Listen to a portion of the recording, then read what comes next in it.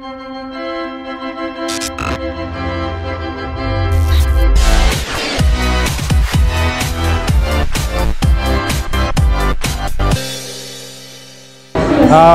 the leading producers of natural perfumes, the first of its kind in Uganda, and we are well represented today at the 10th anniversary of the Bride and Groom Expo.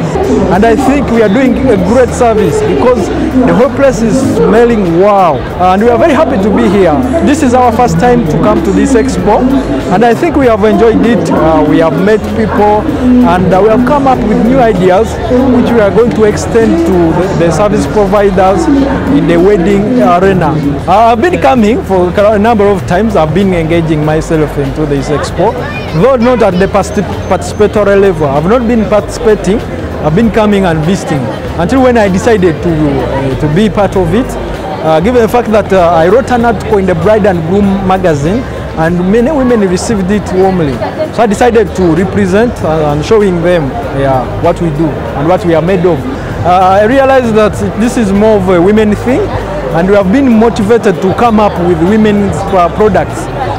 In our research, mostly we neglect the women, but these experts pushed us to come up with something new for women, especially in the line of beauty.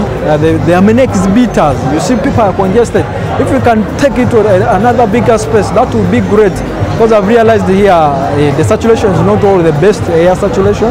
So we can look at coming up with a bigger space. We can take it to Nambole. Why not? Yeah.